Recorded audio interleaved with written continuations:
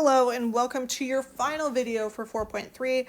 We're going to do two more dividing rational expression examples. So without further ado, let's go ahead and get started. So my first one, we have 1 divided by x squared plus 9x divided by x minus 6 divided by 3x squared minus 18x. You're going to start these ones out the same way. So you're going to keep your first fraction the same, 1 over x squared plus 9x. And then you are going to flip that second fraction and multiply. So really we have times 3x squared minus 18x divided by x minus 6. At this point, it turns into one big multiplication problem, which you've already watched 3 videos on. So all we're going to do here is factor all the parts, cancel out anything that shows up on the top and the bottom. The first thing I notice, the top of my first fraction is 1. I can't simplify that, so that's going to stay. The bottom is x squared plus 9x. I notice those both have an x. I could divide them both by x. So x is going to be my GCF. We put that x out front. X squared divided by x just gives me x. And then 9x divided by x gives me just 9. So on the bottom, you have x times x plus 9. All right, if I look at the top of my second fraction, we have 3x squared minus 18x. I could actually take a GCF out of this one too. So I notice again, they both have an x. And then we have 3 and 18. Well, I know I can divide those both by 3. So my GCF is going to be 3x. We're going to put that out front. And then we're going to divide them both by 3x. 3x squared divided by 3x. 3 divided by 3 gives me 1. X squared divided by x is just x. And then negative 18 divided by 3x. Negative 18 divided by 3 is negative 6. And then my x's cancel. So we're just left with x minus 6. All right, on the bottom of that fraction, my x minus 6, we can't simplify that, so we're just going to leave that on the bottom. Again, at this point, if I wanted, I could turn this into one big fraction because we're multiplying. And we're going to cancel out anything that shows up on the top and the bottom. I'm going to do my canceling in orange. Now I notice I have x minus 6 on top. I have x minus 6 on the bottom. So those can go ahead and cancel. I also notice I have x, oops, I didn't want to erase. I want to highlight. I have an x on the top and I have an x on the bottom. So those can cancel as well. When I do that, on top I'm left with 1 times 3, which is really just 3. On the bottom we're just left with x plus 9. So my final answer would be 3 divided by x plus 9. All right, this is your final example for this section. We're going to do it just the same way. My first fraction will remain the same, so we have 3x squared. Let me change the color of my pen quick. We have 3x squared plus 3x minus 6 divided by 4x minus 12. And then we're going to flip the second one and multiply. So we're going to do times 2x squared minus 4x minus 6 divided by 9x minus 9. All right, and just like the rest of our multiplying problems, we're going to go ahead and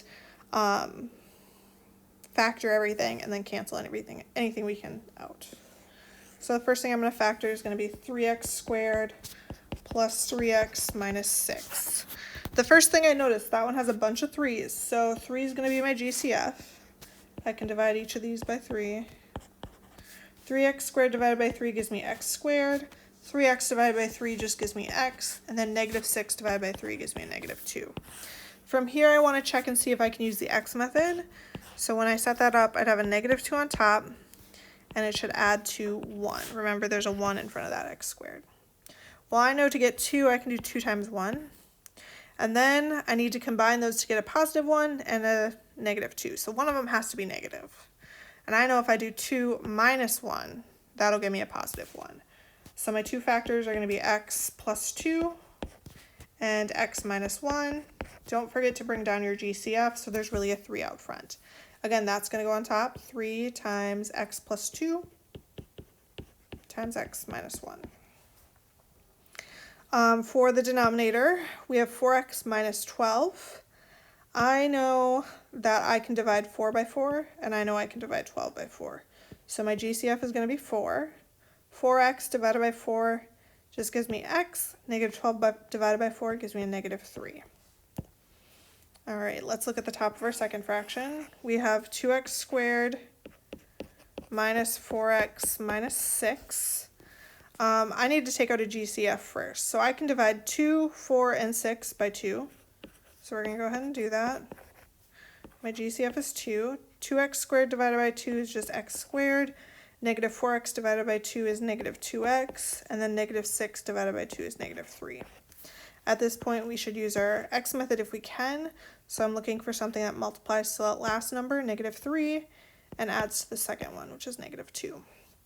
I know to get 3, I can do 3 times 1, and then I need that to be multiplied to a negative 3 and add to negative 2. So one of those has to be negative. So I know if I do 1 minus 3, I'll get a negative 2. So my two factors are going to be x minus 3 and x plus 1. And then don't forget your GCF, it has to come along with, and it'll go out in front.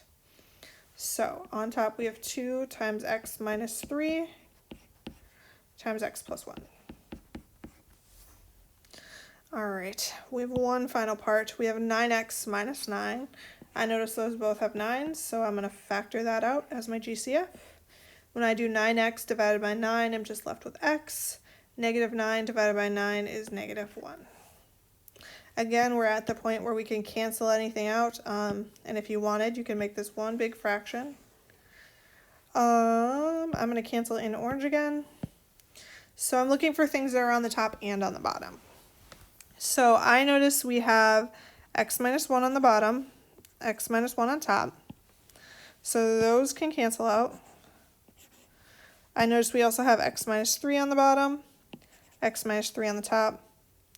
So we can cancel out those as well. I notice we don't have any x plus 2's on the bottom, so I'm going to need x plus 2 on the top. We also don't have any x plus 1, so I'm also going to need x plus 1 on the top. And then we have all of our numbers. So we have 3 times 2 on top divided by 4 times 9 on the bottom. I'm going to go ahead and multiply those. 3 times 2 gives me 6. 4 times 9 gives me 36. And then we want to figure out what's the biggest number we can divide both of those by. Well, I know 6 goes into 6 and 6 goes into 36. So we're going to divide those both by 6. When I do that, I get 1 over 6. So that means there should be a 1 on the top and a 6 on the bottom of my final answer. Again, you don't have to write that 1 on the top, so you could just write 6 on the bottom. Your final answer would be x plus 2 divided by, or times x plus 1, all divided by 6. All right, that is all I have for you for this section. Thank you for watching. Again, if you have any problems, please reach out to your teacher.